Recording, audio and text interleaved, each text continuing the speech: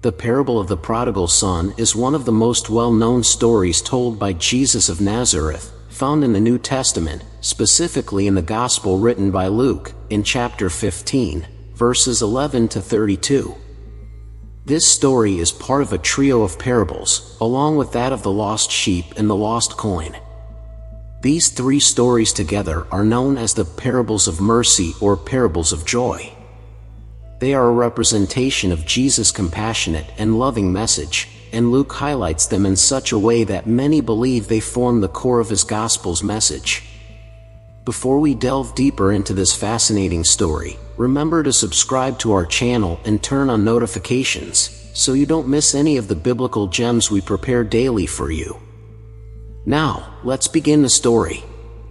Imagine an ancient land where family traditions and values were the pillar of society. In that setting, we find a tale that has touched the hearts of many generations. At the center of this story, we have a young man, the younger son of a wealthy man. This boy, full of dreams of independence and adventure, makes an unusual decision for his time. He decides to approach his father and ask for his share of the inheritance in advance. This is surprising because, traditionally, inheritance was given only after the father's death. But this young man had a different desire. He wanted to live his life away from family expectations and responsibilities and enjoy his riches elsewhere. Driven by a desire for freedom and new experiences, this young man challenges cultural norms with his request. It's as if he's saying, "I want to live my life my way, not tied to what's expected of me." With that decision, he begins a journey that, as we'll see, has its ups and downs and valuable lessons for all of us. Once the younger son received his early inheritance from his father, he decided to venture to distant lands in search of a life full of excitement and freedom. He wanted to experience the world for himself, without limits or rules. He indulged in a life of excess, spending his fortune on lavish parties, fleeting company, and indulgences without thinking of the future. During this period, the prodigal son lived without regard for his family's or society's expectations. It was his time to break free and live his way. But, as often happens with impulsive decisions, consequences soon followed. As he sank deeper into this reckless life, his inheritance, the large sum of money that afforded him these luxuries, dwindled until it vanished. To make matters worse, a famine struck the region where he had settled. What had been a land of opportunity and fun became a place of desperation and need. With his money gone and hunger looming, the prodigal son faced a dilemma. It was the direct result of his impulsive actions and the selfish life he chose. Amid this adversity and struggling to survive, he took a job he could never have imagined, tending pigs. In his culture, this animal was deemed unclean, and working with them was seen as disgraceful. But he had no choice. His situation was dire. And as he found himself in this humiliating setting, he began to reflect on his choices, longing for the days he spent with his family, recognizing the value of those moments of unity and love. In those times and within Jewish culture, pigs were seen as unclean animals.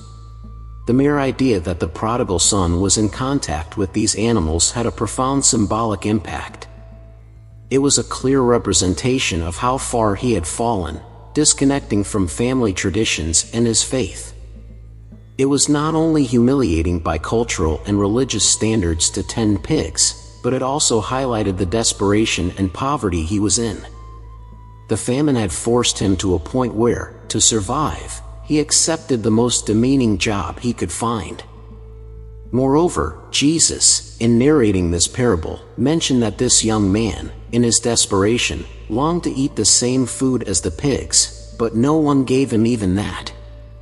Jesus' listeners at that time, including both Pharisees and tax collectors, must have felt profound revulsion upon hearing this. In the Jewish mindset, being in contact with pigs was already unacceptable according to the laws of Moses, but to live among them and desire their food was unthinkable. the narrative not only underscores the contrast between his previous luxurious life and his current desolate situation, but is also a powerful illustration of how his choices led him into the abyss. Tending the pigs not only symbolized his fall, but it was also his moment of awakening. Amid this disgrace, he began to reflect on his life and yearn for the security and affection he felt in his father's home. This famine and scarcity acted as a mirror, showing him the consequences of his rash decisions, leading him to genuine repentance. The prodigal son, amid his adversity, had a moment of clarity. He realized the grave mistake he made in leaving his home and squandering his inheritance. He yearned for the comfort, love, and care he always had in his father's house, marking a turning point in his life and the story's development. Consumed by remorse and driven by deep reflection, the prodigal son decides to return to his father's house. He thinks that even if he's treated like one of the servants, it would be far better than suffering in loneliness and hunger in unfamiliar lands. This resolution marks a turning point in the story, showcasing the capacity for change and the will to amend past mistakes. Upon his return, one of the most emotional and significant moments of the story unfolds. The father, who has patiently waited for his son's return, spots him from a distance. Showing no sign of anger or resentment for his son's past actions, he runs toward him, enveloping him in a warm and welcoming embrace. He decides to celebrate his return with a grand feast, dressing him in a robe and placing a ring on his finger, symbols of esteem and family belonging. This gesture from the father underscores the teaching's core, the vastness of love and forgiveness. It's a clear representation of how unconditional love and mercy can overcome past mistakes, provided they are accompanied by sincere repentance. It's a powerful message about redemption possibilities and the restorative power of love and reconciliation. However, the story introduces a new twist with the appearance of the older brother. Despite having remained loyal and hardworking alongside his father all the while, he cannot comprehend how his brother, after squandering his inheritance and living recklessly, is welcomed with such joy and celebration. He feels slighted, thinking his loyalty and continuous effort are being overlooked. He confronts his father, making his displeasure and resentment clear. This contrast between the two brothers adds another dimension to the parable, showing different reactions and emotions towards redemption and forgiveness, and questioning notions of merit, justice, and unconditional love. The parable of the prodigal son, so masterfully narrated by Jesus, is a powerful reminder of the boundless mercy, love, and forgiveness that await those who seek them. It's a lesson about the importance of self-reflection, repentance, and reconciliation, as well as a call for understanding and compassion. It's a timeless story that continues to resonate with readers and listeners, touching the deepest corners of our hearts, urging us to reflect on our relationships with family, society, and God. So what lessons can we draw from this parable today? Perhaps it's a reminder that no matter how far we've strayed or how low we've fallen, the path to redemption is always open.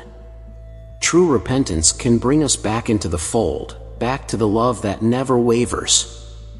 The father's reaction, so full of compassion and joy at his son's return, symbolizes the love God has for each of us, always waiting with open arms for our return. The older brother's reaction can also serve as a reminder to not let jealousy or self-righteousness blind us to the joy of reconciliation. Instead, we should celebrate the return of those who were once lost but have now found their way back. As you reflect on this story, consider your relationships and the choices you've made. Remember, it's never too late to turn things around and seek the love and forgiveness that await. We hope this deep dive into the parable of the prodigal son has enriched your understanding of its teachings. If you enjoyed this video, give it a thumbs up and share it with your friends and family. Let's spread the message of love, forgiveness, and redemption to everyone around us. Thank you for joining us today. remember to share, like, and comment below. Your feedback helps us create content that you love. Until next time, and may God bless you.